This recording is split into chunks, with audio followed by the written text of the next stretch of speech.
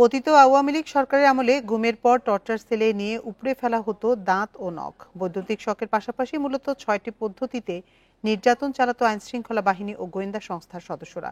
গুমের শিকার হয়ে অনেকে বন্দী ছিলেন একটানা ৩৯১ দিন। তাদের বিভীষিকাময় অভিজ্ঞতার কথা উঠে এসেছে গুম সংক্রান্ত তদন্ত কমিশনের দ্বিতীয় প্রতিবেদনে।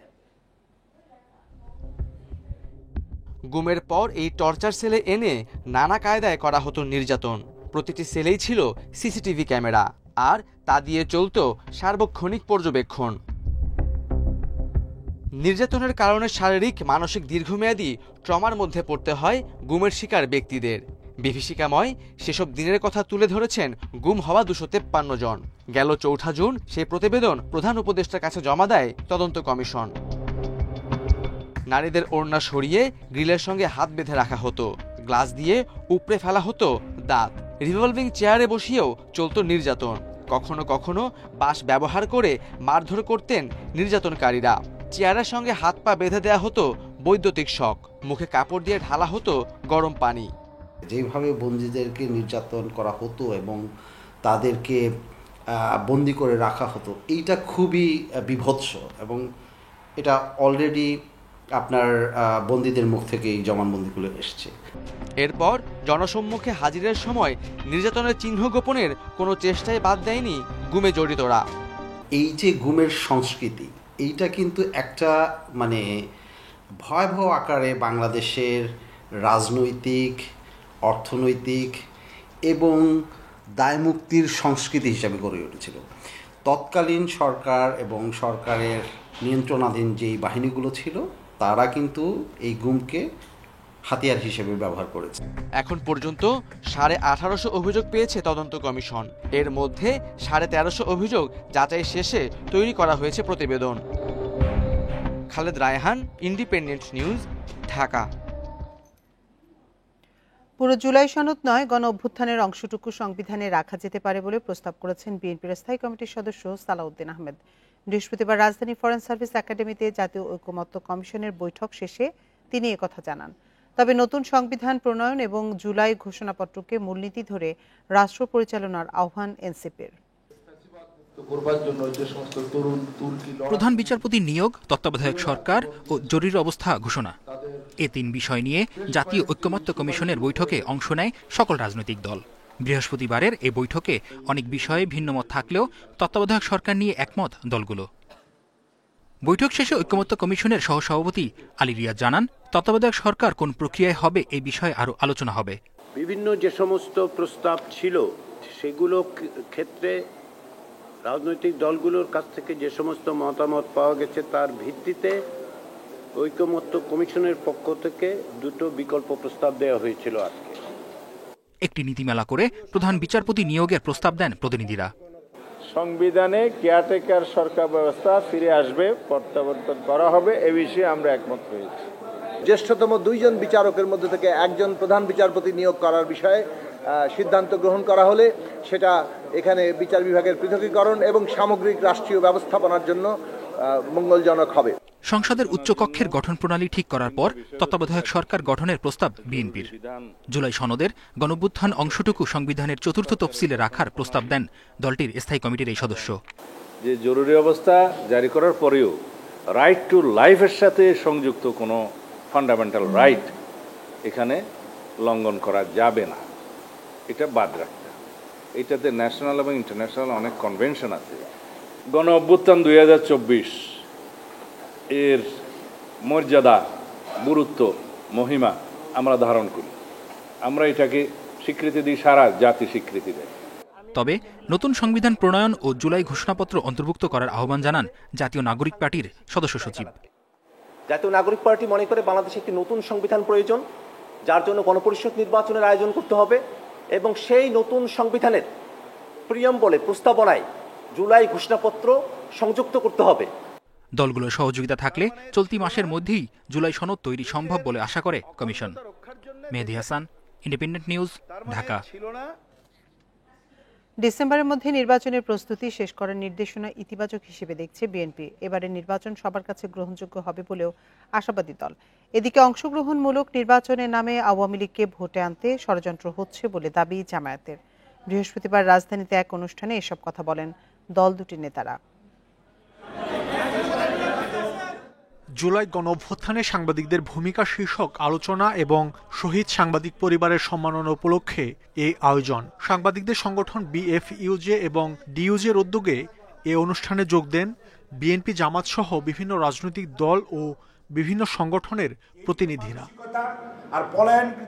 প্রধান অতিথির বক্তব্যে বিএনপি মহাসচিব বলেন, রাষ্ট্র সংস্কারের প্রস্তাব শুরুতে বিএনপি দিয়েছে। এ নিয়ে বিএনপির বিরুদ্ধে অনেকের দেয়া বক্তব্য দুঃখজনক। মির্জা ফখরুল বলেন, দেশের মানুষ একটি গ্রহণযোগ্য ভোটের জন্য জীবন দিয়েছে, তাই দ্রুত নির্বাচনের কোনো বিকল্প নেই। আমি আজকে ডক্টর প্রফেসর ইউনূসকে ধন্যবাদ দিতে চাই এই ফোরাম থেকে, যে তিনি নির্দেশ দিয়েছেন ডিসেম্বরের মধ্যে নির্বাচনের সব কাজ গুছিয়ে রাখার জন্য নির্বাচন কমিশনকে। এটা একটা অত্যন্ত ইতিবাচক ব্যাপার, and it is us thanks for that. আমরা আশা করবো যে নির্বাচন কমিশন এই কাজটা খুব দ্রুততার সঙ্গে শেষ করে তার নির্বাচনের একটা পরিবেশ তৈরি করবে। আমরা দাবি করছি যে এই নির্বাচনে যেন অবাধ, নিরপেক্ষ এবং সকলের কাছে গ্রহণযোগ্য হয়।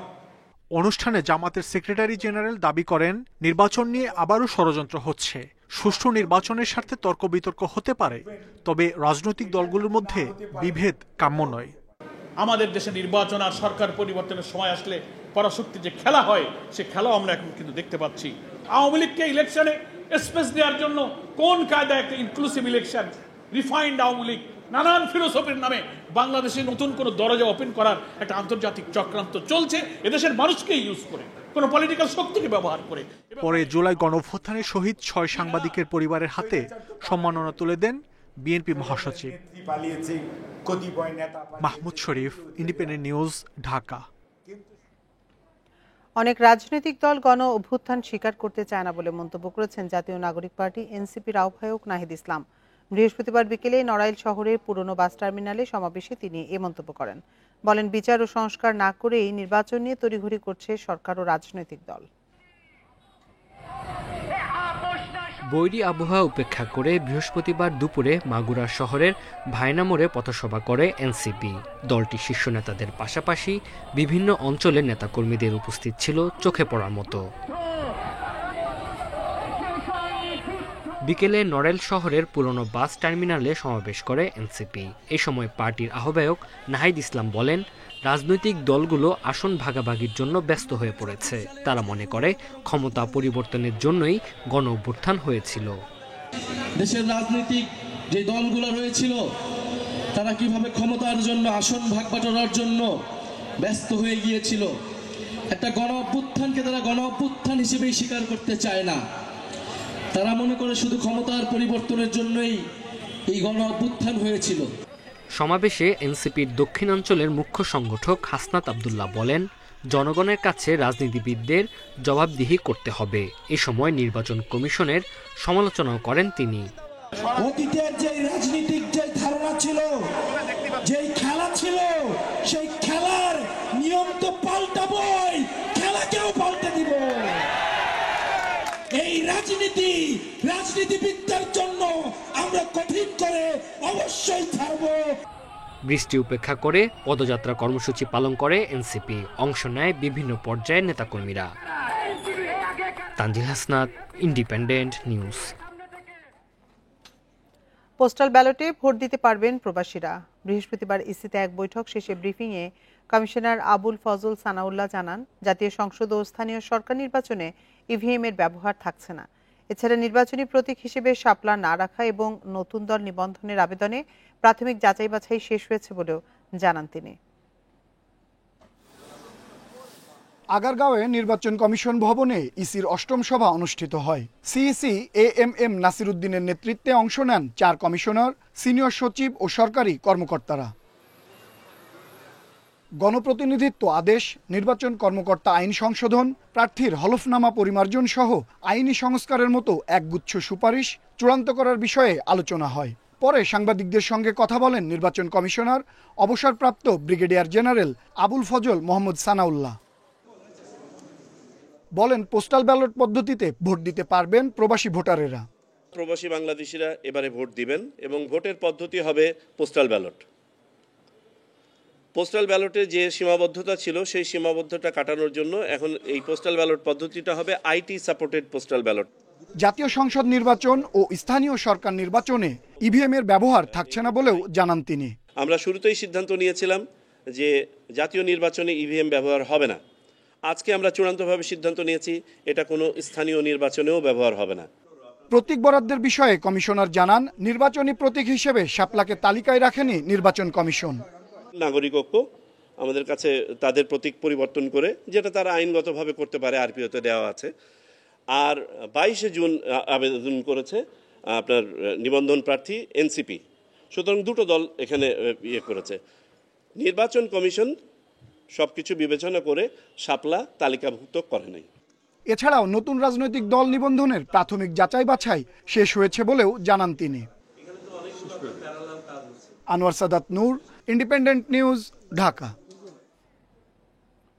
মানবতাবিরোধী অপরাধের মামলায় পতিত সরকারের পলাতক প্রধানমন্ত্রী শেখ হাসিনা সহ 3 আসামির বিরুদ্ধে অভিযোগ গঠনের মধ্য দিয়ে শুরু হয়েছে বিচার কাজ। বৃহস্পতিবার বিচারের আদেশ দেয় আন্তর্জাতিক অপরাধ ট্রাইব্যুনাল 1। দোষ স্বীকার করে রাজসাক্ষী হয়েছেন সাবেক আইজিপি চৌধুরী আব্দুল্লাহ আল মামুন। আসামিদের বিরুদ্ধে গণহত্যা সহ 5টি অভিযোগ আনা হয়েছে। বিচারপতি মোহাম্মদ গোলাম মুর্তুজা মজুমদারের নেতৃত্বে 3 সদস্যের ট্রাইব্যুনাল 1 আসামিদের অব্যাহতির আবেদন খারিজ করে তাদের বিরুদ্ধে অভিযোগ গঠনের আদেশ দেন। এ সময় হাজির করা হয় মামলার একমাত্র গ্রেপ্তার আসামি সাবেক আইজিপি চৌধুরী আব্দুল্লাহ আল মামুনকে।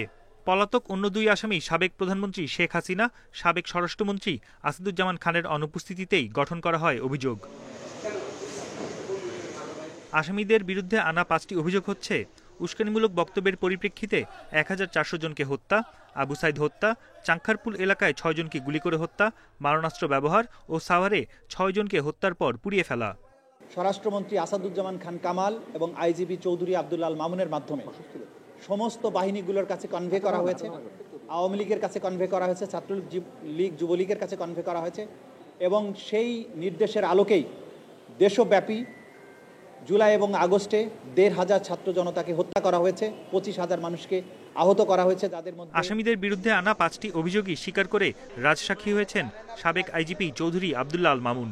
তিনি একজন সাক্ষী হিসাবে এই যে ঘটনাটি মানবতা বিরোধী অপরাধ 2024-এর জুলাই আগস্টে হয়েছিল, সেই অপরাধের সমস্ত কিছু যেহেতু তার জানবার কথা, তিনি সমস্ত তথ্য আদালতকে উদ্ঘাটনের ব্যাপারে সহায়তার মাধ্যমে তিনি অ্যাপ্রুভার হতে চেয়েছেন এবং সেই প্রার্থনাও আদালত মঞ্জুর করেছেন। আগামী 3 আগস্ট শুরু হচ্ছে মামলাটির সূচনা বক্তব্য আর সাক্ষ্য গ্রহণ শুরু 4 আগস্ট। মামলায় আইনি প্রক্রিয়া চালিয়ে যাওয়ার কথা জানিয়েছেন আসামি পক্ষের আইনজীবী। যিনি রাজসাক্ষী হয়েছে তাকেও আমি জেরা করব, ওনার যে বক্তব্য দিবেন তখন তাকে আমি জেরা করব। এটাই স্বাভাবিক কথা। আইনি লড়াই একটা লাস্ট যুক্তিতর্ক পর্যন্ত আইনি লড়াই থাকে। আন্দোলনকারীদের উপর মারণাস্ত্র ব্যবহার নির্দেশ সংক্রান্ত শেখ হাসিনার অডিও টেপ ও সাক্ষ্য প্রমাণ ট্রাইব্যুনালে দাখিল করেছে প্রসিকিউশন। বন ইবনে কামাল, ইন্ডিপেন্ডেন্ট নিউজ, ঢাকা। 24-এর আন্দোলন যেন আবারও ফিরিয়ে আনলেন বেসরকারি বিশ্ববিদ্যালয়ের শিক্ষার্থীরা। ইস্ট ওয়েস্ট বিশ্ববিদ্যালয় এলাকায় বাংলা ব্লকেডের স্মরণে প্রতীকী মিছিল আর চিত্র প্রদর্শন করেন তারা। স্বৈরাচার বিরোধী স্লোগানে মুখর করে তোলেন সড়ক। তবে আন্দোলনের স্বপ্ন পূরণ হওয়া নিয়ে আক্ষেপ অনেকের। বৃহস্পতিবার বিকেলে যেন 24-এর বৈষম্য বিরোধী আন্দোলন আবার ফিরে আসে ইস্ট ওয়েস্ট বিশ্ববিদ্যালয় এলাকায়।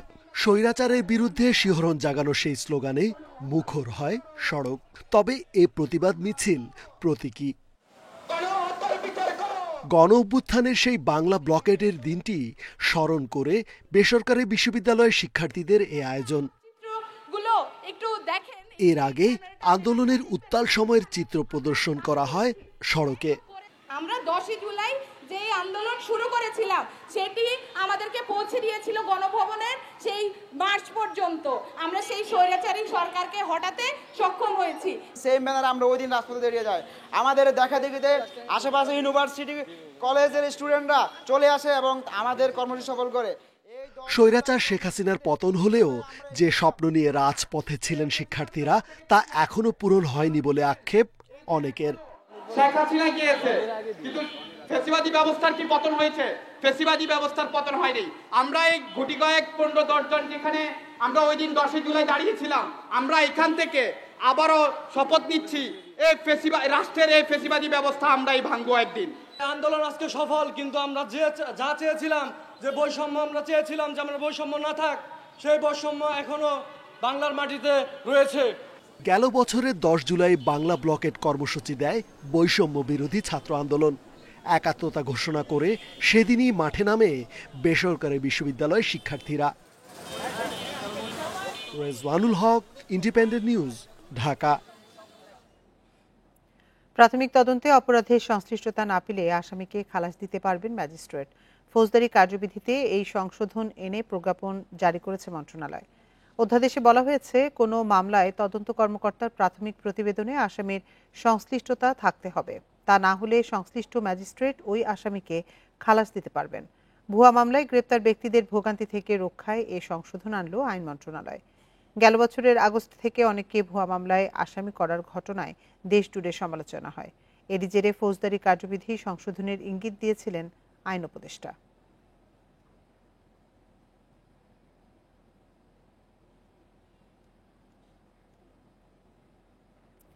জেলা ও দায়রা জজ সহ বিচার বিভাগের 18 কর্মকর্তাকে অবসরে পাঠিয়েছে সরকার। চাকরির মেয়াদ 25 বছর পূর্ণ হওয়ায় এই সিদ্ধান্ত নেওয়া হয়েছে বলে প্রজ্ঞাপনে উল্লেখ করা হয়েছে। বৃহস্পতিবার রাতে এ সংক্রান্ত প্রজ্ঞাপন জারি করা হয়। অবসরে পাঠানো বিচারকদের মধ্যে বিকাশ কুমার সাহা, শেখ মফিজুর রহমান, মাহবুবার রহমান সরকার, শেখ গোলাম মাহবুব, মুজিবুর রহমান, এহসানুল হক জেলা ও দায়রা জজ পদমর্যাদার। এছাড়া অতিরিক্ত জেলা ও দায়রা জজ রয়েছেন মোহাম্মদ নুরুল ইসলাম, যুগ্ম জজ AKM এনামুল করিম।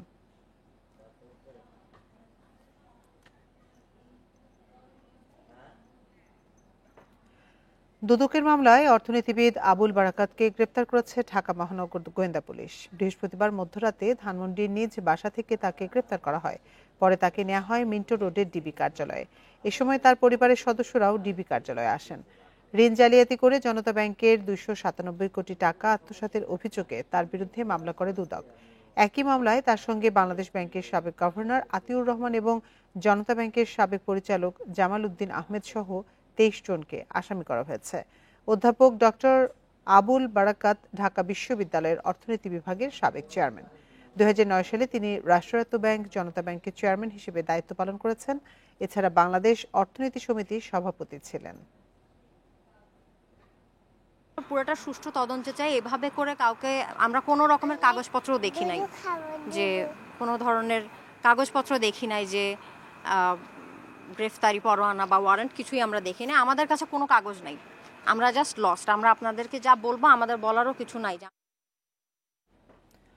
ফেনীর 3 উপজেলায় বাঁধ ভেঙে প্লাবিত হয়েছে শতাধিক গ্রাম। এতে পানিবন্দী হয়ে পড়েছে 1.5 লাখ মানুষ। দুর্গম এলাকায় বিদ্যুৎ সংযোগ ও মোবাইল নেটওয়ার্ক বন্ধ রয়েছে।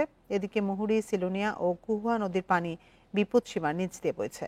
তবে তীব্র স্রোত থাকায় লোকালয়ে পানি ঢুকে নতুন নতুন এলাকা প্লাবিত হচ্ছে। ভারী বৃষ্টিতে পরশুরাম ও ফুলগাজীর মোট 21টি স্থানের বাঁধ ভেঙে গেছে। মুহুরী, সিলোনিয়া ও কুহুয়া নদীর পানি বিপদসীমার নিচ দিয়ে প্রবাহিত হলেও তীব্র স্রোত থাকায় বাঁধের ভাঙন দিয়ে পানি ঢুকে প্লাবিত হচ্ছে নতুন নতুন এলাকা। এরই মধ্যে পানিবন্দী পরশুরাম ও ফুলগাজী এলাকার সব মানুষ। ছাগলনাইয়া উপজেলায় পানি ঢুকে প্লাবিত নিম্নাঞ্চল। বন্যা দুর্গত এলাকায় শুকনো খাবার ও সুপেয় পানি না পাওয়ার অভিযোগ ক্ষতিগ্রস্তদের। দুর্গম এলাকায় বিচ্ছিন্ন রয়েছে বিদ্যুৎ সংযোগ ও মোবাইল নেটওয়ার্ক। 10 মিনিটের ভিতরে থেকে এনে আছি, এনে বাংলা ফরি গেছে। বাংলা ফরি আইতে আইতে মানে 20 মিনিটের ভিতরে মাল সামানা বার করতে পারিনি। আপনার এই বারে ঘরে পানি উঠে গেছে। এনে কোনো প্রশাসন থেকে কিছু হয়নি। স্থানীয়দের অভিযোগ, পানি উন্নয়ন বোর্ডের কিছু কর্মকর্তার দায়সারা কাজের জন্য প্রতি বছরই এই এলাকায় ভাঙন নিয়মে পরিণত হয়েছে। জায়গা দিয়ে ভাঙছে, এখান দিয়ে ভাঙছে, আর সামনে দিয়ে ভাঙতে লাগছিল। তো আর এগুলা রক্ষা করার মতো না। আর এগুলা যদি একটু মজবুত করে বাঁধি দে তাহলে আপনার এটা রক্ষা। বেড়িবান্ধের উপর দিয়ে পানি প্রবাহিত হয়েছে। আমরা তখন গ্রামবাসী সবাই মিলে বেড়িবান্ধটা মাঠে দিয়ে বস্তা দিয়ে বাঁধতেছি, এরপরও রোগাইতে পারি না। তবে অভিযোগ নাকচ করে দুর্গত এলাকায় ত্রাণ সহায়তা পৌঁছানোর চেষ্টা করা হচ্ছে বলে জানিয়েছে প্রশাসন। ত্রাণ কার্যক্রম এখানে কিন্তু বেশ কয়েকটি বহুমাত্রিক ম্যানেজমেন্ট আছে। শুধু সার্বক্ষণিক একজন উপজেলা নির্বাহী অফিসার তো ত্রাণ নিয়ে যাবেন না, এর বাইরেও কিন্তু তার কাজ হচ্ছে সকলের মাঝে ত্রাণ পৌঁছে দেওয়া। টানা 3 দিনের বৃষ্টিতে ফেনীর 3 উপজেলার লাখো মানুষ পানিবন্দী। Independent News. গেল বছরের তুলনায় এবার মুহুরী ও সিলোনিয়া নদীর পানি বৃদ্ধির হার বেশি ছিল। পরশুরামে মাত্র 9 ঘন্টায় প্রায় 7 মিটার বেশি উচ্চতায় পানি প্রবাহিত হয়। আবহাওয়া অধিদপ্তর ও বন্যা পূর্বাভাস কেন্দ্র বলছে, ফেনীসহ চট্টগ্রাম বিভাগে বন্যার পানি নামতে কিছুটা সময় লাগবে। শুক্রবার পূর্ণ চন্দ্রগ্রহণ থাকায় জোয়ারের পানি ভাটিতে ধীর গতিতে নামবে। জুলাইয়ে দক্ষিণ পূর্বাঞ্চলের মধ্যে সবচেয়ে বেশি বৃষ্টিপ্রবণ এলাকা নোয়াখালীর মাইজদি। সেখানে এ মাসে গড়ে বৃষ্টি হয় 790 মিলিমিটার, দ্বিতীয় সর্বোচ্চ ফেনীতে 730 মিলিমিটার। গেল কয়েক বছর ধরে ভারী বৃষ্টি ও উজানের ঢলে এই জেলায় বন্যা পরিস্থিতি খারাপ হচ্ছে। এবছরও 7 জুলাই থেকে ফেনীতে 2-3 দিন অতি ভারী বৃষ্টি হয়। 8 জুলাই মুহুরী সেলোনিয়া নদীর পানি বিপদসীমার উপর দিয়ে প্রবাহিত হয়। মুহুরী নদীর পানি 9 ঘন্টায় বৃদ্ধি পায় 13.85 মিটার। গেল বছর আগস্টে 27 ঘন্টায় 9 মিটার পানি বেড়েছিল। এবার অল্প সময়ে বেশি পানি প্রবাহিত হয়। যদি পানি বৃদ্ধির হার তুলনা করি তাহলে গত 24-এর বন্যা তুলনায়ও এবারের বন্যায় পানি বৃদ্ধির হারটা বেশি ছিল। তবে আমরা আশা করছি যে যেহেতু পানি এখন নেমে যাচ্ছে সেহেতু এটিতে ক্ষয়ক্ষতির পরিমাণ 24-এর তুলনায় অবশ্যই কম হবে। 24-এর বন্যাটা পানি তুলনামূলক ধীরে বৃদ্ধি পেলেও সে সময় সাগরে নিম্নচাপের উপস্থিতির কারণে এবং একই সাথে অমাবস্যার জনিত কারণে পানি হ্রাস পাওয়ার হারটা কম ছিল। ফেনী, মুহুরী, সিলোনিয়া নদীর পানিতে ভেঙেছে বাঁধ, শতাধিক গ্রাম প্লাবিত হয়েছে। বৃষ্টি কিছুটা কমলেও লোকালয়ের পানি নামতে সময় নেবে। শুক্রবার পূর্ণ চন্দ্রগ্রহণ থাকায় জোয়ারের পানি সহজে ভাটিতে নামবে না। ভরা কটালের কারণে চট্টগ্রামের উপকূলীয় এলাকায় পানি থই থই করার কারণে ফেনী, ডুমুরি রিভার অথবা মাতামুহুরী রিভার দিয়ে যে রেটে পানির ডিসচার্জ হওয়ার কথা তা কিছুটা স্লোত বা কমে গিয়ে লোকালয়ে যে পানি প্রবেশ করেছে ফেনীতে সেটা বঙ্গোপসাগরে নেমে যাওয়ার রেটটা কিছুটা কমে যাবে। বন্যা পূর্বাভাস কেন্দ্র ও আবহাওয়া পূর্বাভাস বলছে 19 জুলাই থেকে বঙ্গোপসাগরে নিম্নচাপ দেখা দিতে পারে। তখন আবারও সারা দেশে ভারী বৃষ্টির সম্ভাবনা রয়েছে। Shahriar Anirban, Independent News, Dhaka. চেঙ্গি ও মাইনী নদীর নাব্যতা কমে যাওয়ায় এবং পাহাড়ি ঢল ও বৃষ্টিতে এবার 2 দফা বন্যার কবলে পড়েছে খাগড়াছড়ি। গত 3 দিনের বৃষ্টিতে নদীর বাঁধ ভেঙে প্লাবিত হয়েছে বিভিন্ন এলাকা।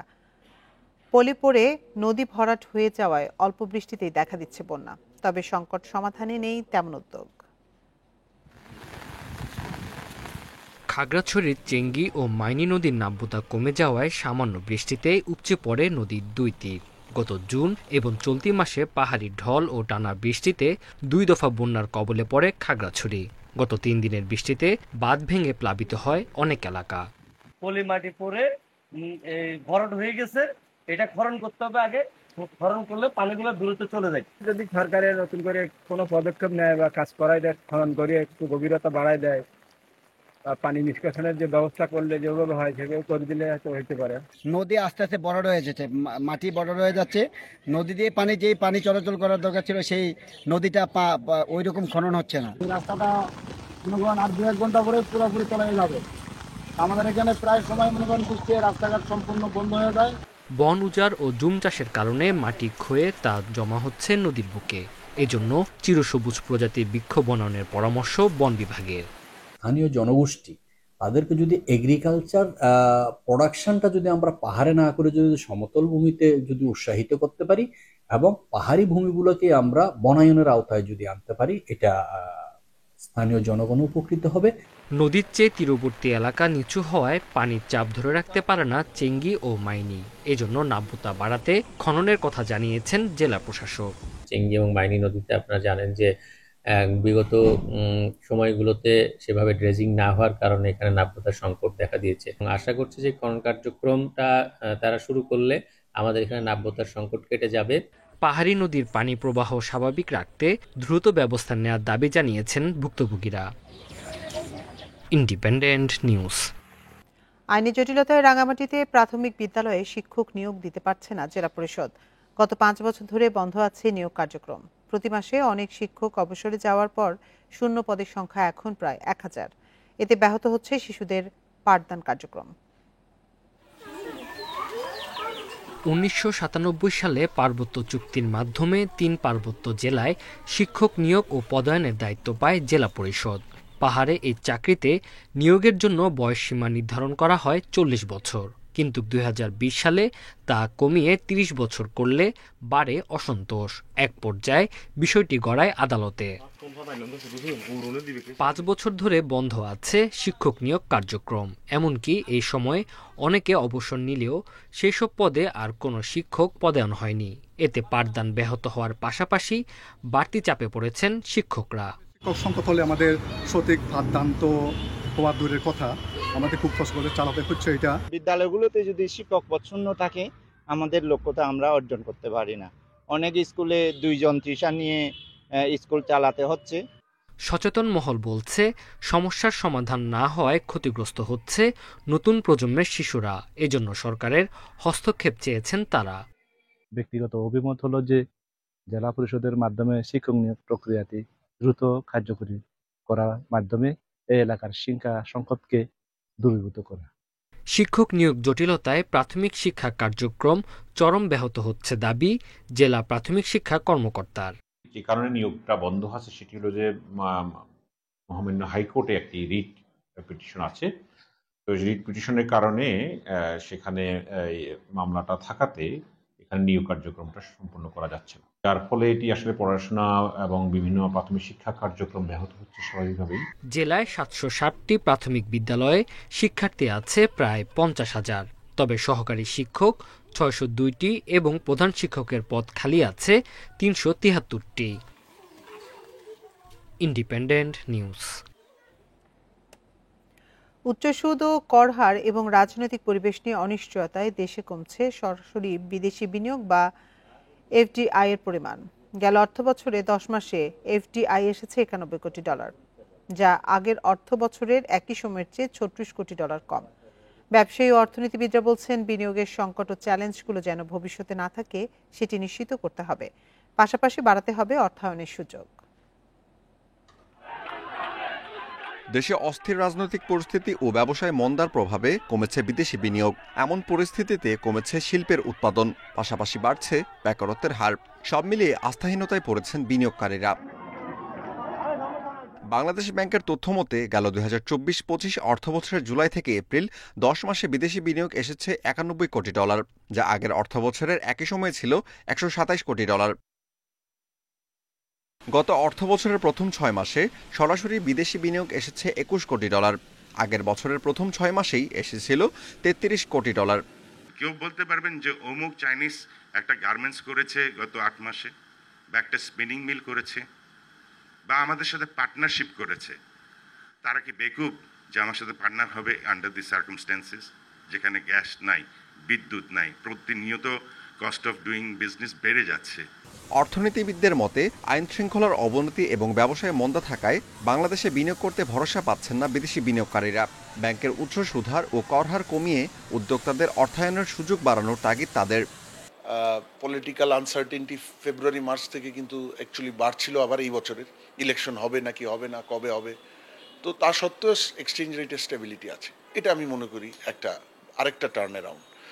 আর ইনফ্লেশন আমি সেই জায়গাটায় এখনো আমাদের ভালো সাফল্য নেই। চলমান রাজনৈতিক অস্থিরতা, ব্যক্তি পর্যায়ে নিরাপত্তার ঘাটতি, এই বিভিন্ন কারণে যেটা হয়েছে যে ব্যবসায়ীরা এক ধরনের অনিশ্চয়তা ছিলেন, ফলে স্বাভাবিক যে ব্যবসা কর্মকাণ্ড সেটি যেমন বিঘ্নিত হয়েছে শুরুর দিকে অনেক বড়ভাবে, যদিও পরবর্তীকালে সেটা কিছুটা হলে স্থিতিশীল হয়েছে, কিন্তু নতুন বিনিয়োগ যেটা দেশীয় বিনিয়োগ বলি বা বৈদেশিক বিনিয়োগ বলি, দুই জায়গাতেই খুব উল্লেখযোগ্য কোনো ইতিবাচক পরিবর্তন হয়নি। বিশ্লেষকদের মতে দেশের রাজনৈতিক স্থিতিশীলতা এলে বিনিয়োগ বাড়বে, পাশাপাশি বিদেশি বিনিয়োগকারীরাও উৎসাহিত হবে বলে মনে করেন তারা। Amirul Islam, independent News, Dhaka. গ্রাহকদের ডিজিটাল অভিজ্ঞতা আরও উন্নত করতে এলো গ্রামীণফোন ওয়ান নামের নতুন প্ল্যাটফর্ম। এতে মিলবে ডিজিটাল সুরক্ষা, বিনোদন ও গেমিংয়ে নতুন মাত্রা। বৃহস্পতিবার জমকালো আয়োজনে গ্রামীণফোনের এই উদ্যোগের বিস্তারিত তুলে ধরা হলো। অনুষ্ঠানের প্রধান অতিথি বিটিআরসির চেয়ারম্যান বলেন, প্রযুক্তি খাত এগিয়ে নিতে উদ্ভাবনের পাশাপাশি বাস্তবতা বিবেচনায় নেওয়া জরুরি। গ্রাহকদের ডিজিটাল ক্ষমতায়নে গুরুত্ব দিয়ে চালু হলো নতুন প্ল্যাটফর্ম গ্রামীণফোন ওয়ান। উৎসবমুখর পরিবেশে এর উদ্বোধন হলো রাজধানীর একটি হোটেলে। মাত্র একটি লগইনেই 11টি দেশ বিদেশের টপ প্ল্যাটফর্মের সব কন্টেন্ট দেখতে পাবে। টেলিযোগাযোগ সেবাদাতা প্রতিষ্ঠান গ্রামীণফোনের এই উদ্যোগের মূল লক্ষ্য অনলাইন সুরক্ষা, বিনোদন ও গেমিংয়ে নতুন মাত্রা। এই প্ল্যাটফর্মে থাকছে জিপি শিল্ড, যা দেবে সাইবার সুরক্ষা। বায়োস্কোপ প্লাসের মাধ্যমে দেখা যাবে চরকি, হইচই সহ 9টি ওটিটি প্ল্যাটফর্মের কন্টেন্ট, আর 5000-এর বেশি অনলাইন গেমসের সুযোগ মিলবে ওয়ান গেমসে। এছাড়া নেটওয়ার্ক, জিপিএফআই সহ বিভিন্ন সেবায় গুরুত্বপূর্ণ আপডেট আনার কথা জানানো হয় অনুষ্ঠানে। গ্রাহকদের অনলাইন সুরক্ষা দিতে ও তাদের জীবনমান উন্নয়নে গ্রামীণফোন আগামীতে আরও উদ্ভাবনী কাজের উদ্যোগ নেবে বলে জানান প্রতিষ্ঠানটির সিইও। আমরা গ্রাহকদের অনলাইন নিরাপত্তা নিশ্চিত করতে চাই এবং চাই প্রযুক্তির মাধ্যমে তাদের জীবনমান আরও ভালো হোক। এ লক্ষ্যে সামনে আমরা আরও নতুন ও উদ্ভাবনী উদ্যোগ নিয়ে কাজ করতে চাই এবং তাতে তরুণদের সম্পৃক্ত করতে চাই। অনুষ্ঠানের প্রধান অতিথি বিটিআরসির চেয়ারম্যান অবসরপ্রাপ্ত মেজর জেনারেল মোহাম্মদ এমদাদুল বারী বলেন, বাস্তব ভিত্তিক আরও উদ্ভাবন দরকার, যা গ্রামের বাসিন্দাদেরও উপকারে আসবে। পাশাপাশি বাড়াতে হবে ইন্টারনেট সেবার মান। জিপিওয়ান যদি শুধু মনে করে আমি একটা প্ল্যাটফর্মে যা যা সার্ভিস পাই আনছি to my increase my revenue, it will get stalled, it will get stuck. এটা বেশি দূর যাবে না। But if you look at his life and his life and say, let me make this person one whole. ওর কি লাগবে, তার কতটা আমি দিতে পারি, আমি যদি আনি, then that one. And then the real challenge you face of innovation. অনুষ্ঠানে জানানো হয়, টেলিকম অপারেটর থেকে টেলকোটেক সেবাদাতা প্রতিষ্ঠানে রূপান্তরিত হচ্ছে গ্রামীণফোন। নতুন প্ল্যাটফর্ম গ্রামীণফোন ওয়ান তারই স্মারক। Rifat Alam, independent News, Dhaka. কয়েক দফায় নীতিমালা করেও টাঙ্গুয়ার হাওরকে পরিকল্পিত পর্যটনের আওতায় আনতে পারছে না প্রশাসন। পর্যটকবাহী হাউসবোটগুলোকে নির্ধারিত রুট ব্যবহারে বাধ্য করা যাচ্ছে না। এতে ক্ষতি হচ্ছে ফসলি জমি ও অস্থায়ী বাঁধের, কমছে হাওরের মাছ পাখি। টাঙ্গুয়ার হাওরের ভেতরে ইঞ্জিন চালিত নৌযান প্রবেশ করবে না, ওয়াচ টাওয়ার এলাকায় গান বাজনা করা যাবে না, এমন মাইকিং করা হচ্ছে হাওরের প্রবেশ মুখে। তবে মাইকিং এর নৌকার পাশ দিয়ে প্রবেশ করছে বড় বড় হাউসবোট সহ ইঞ্জিন চালিত নৌকা। চলছে সাউন্ড সিস্টেম ব্যবহার করে গান বাজনা। তুমি মাইক নিও না, মাইক চলে না, আমরা ওই সুলমানপুর আর এদিক থেকে আমরা বন্ধ করে দিই। হাউসবোট যদি হাওরের মাঝখানে থাকে তাহলে আমাদের সুবিধা হয়, জায়গা পরিষ্কার থাকে। আর এই ছোট ছোট নৌকা দিয়া আইসা মনে করেন যে ওরা ঘুরে। পর্যটকবাহী হাউসবোট নির্ধারিত রুট না মানায় ফসলি জমি অস্থায়ী বাঁধের ক্ষতি হচ্ছে, কমছে হাওরের মাছ। নৌযান প্রবেশ না করলে হাওরের পরিবেশ ঠিক থাকবে বলছেন পর্যটকরা। পরিবেশটা যদি ওই বোটগুলো না ঢুকে তাইলে খুবই ভালো থাকবে, ঠিক আছে। এখানে ওই বোটগুলো ঢুকাতে মনে করেন যে আপনার পরিবেশটা অনেক খারাপ হয়ে গেছে। সম্প্রতি জেলা প্রশাসন টাঙ্গুয়ার হাওরে পর্যটকদের চলাচলে কয়েক দফা নীতিমালা প্রণয়ন করেছে। এই নীতিমালা বাস্তবায়নে প্রচারণা চালানোর পাশাপাশি না মানলে জরিমানাও করা হচ্ছে। আমাদের স্থানীয় যে উপজেলা নির্বাহী অফিসার আছেন, উনি নিয়মিত অভিযান পরিচালনা করছেন। এই বিষয়ে আমরা শক্ত অবস্থানে আছি। আমরা হাউসবোট যে মালিক যারা, তাদেরকে নিয়ে বসেছি। তারা আমাদের কাছে অঙ্গীকার করেছে তারা হাউসবোট ওয়াচ টাওয়ার এলাকায় প্রবেশ করাবে না। কেউ যদি এর ব্যত্যয় ঘটায় তার বিরুদ্ধে প্রয়োজনীয় আইনানুগ ব্যবস্থা নেওয়া হবে। টাঙ্গুয়ার হাওরে গত 5 বছর ধরে হাউসবোট চলাচল করছে, প্রতি বছরই বাড়ছে সংখ্যা। বর্তমানে হাউসবোট আছে 500-র বেশি। Independent news. আর এই ছিল এখনকার সংবাদে। ইন্ডিপেন্ডেন্ট টেলিভিশনের সব খবরের বিস্তারিত জানতে চোখ রাখুন ফেসবুক, ইউটিউব এবং এতক্ষণ সাথে থাকার জন্য